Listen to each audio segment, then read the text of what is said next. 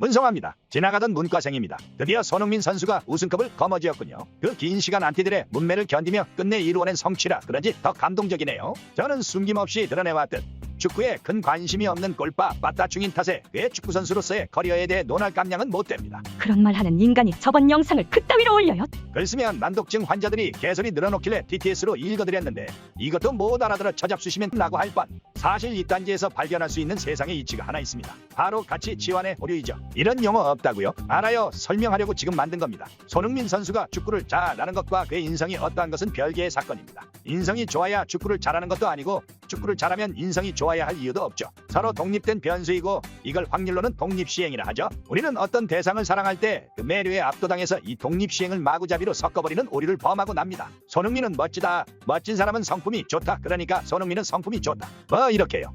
물론 실제로 성품이 좋을 수 있습니다. 하지만 그걸 이런 식으로 증명하려 든다면 그건 맞추더라도 소 뒷걸음질 치다 개구리 잡은 격이죠. 이래서 우리가 어릴 적 예쁜 연예인은 똥도 안 쌀 거라고 막연히 상상하는 겁니다. 하나의 독보적인 가치에 다른 모든 현상을 종속시키려 드는 거예요.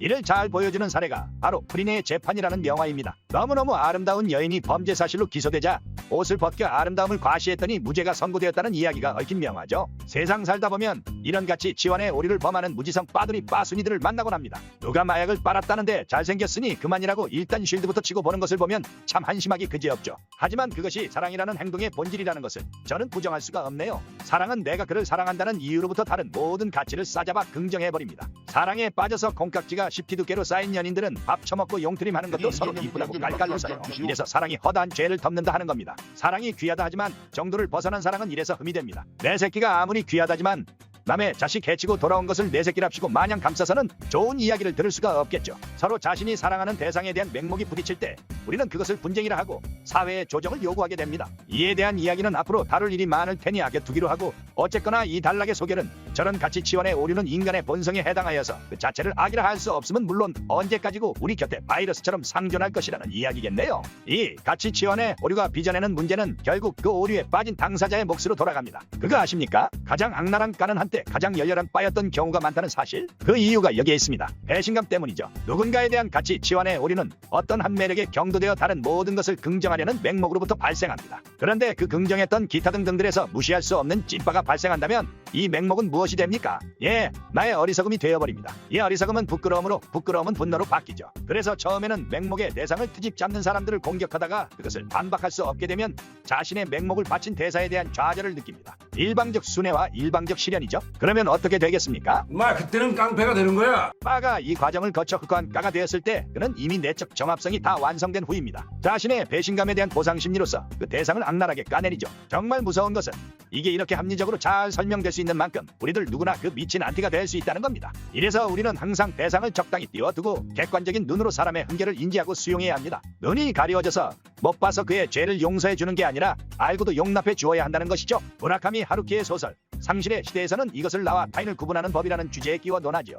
사실 이건 다른 누구가 아니라 나 자신에게 향해야 할 통찰입니다. 나도 뭔가를 사랑하며 사는 사람이고 그 사랑은 반드시 좋은 의미든 나쁜 의미든 맹목을 낳거든요. 그래서 내가 사랑하는 대상의 불가피한 흠결, 한계를 대충 짐작하고서 덮어줄 각오를 해야 합니다. 환희만이 가득한 열정은 반쪽짜리 사랑이라고요. 최근 손흥민 선수가 엮인 불미스러운 사건이 하나 있습니다. 얼마 전에 영상으로도 다루었죠. 이 사건이 사실 오늘 논했던 이야기의 모델하우스 같은 꼴을 갖습니다. 손흥민 선수는 UEFA의 우승을 거머쥐었습니다. 반대편 여성 A씨는 예쁩니다. 모자이크 너머로도 미모가 터져 나오더라고요. 그럼 그 각각의 독립변수에 매료된 사람들이 그 사건으로 범람해서 유죄 사실을 두고 싸우기 시작하겠죠. 답지 않게 왜 이렇게 과감하게 확신하냐 하시겠지만 한두 번 겪어온 구조가 아니라서 그렇습니다. 사실상 유명인이나 연예인이 엮인 사건은 다 이렇게 굴러가요. 게다가 지금 이 사건이 어떻습니까? 이미 애는 지었고 여타 증거할 게 나올 게 없습니다. 그렇다면 사실은 미지수로 남고 이건 양측의 확증 편향을 강화시키게 되죠. 여담으로 이런 방향으로 사건이 마무리되면 수용되지 못한 주장은 불만을 간직한 채 물밑에 남게 됩니다. 이게 건수 하나 터지면 줄줄이 터지는데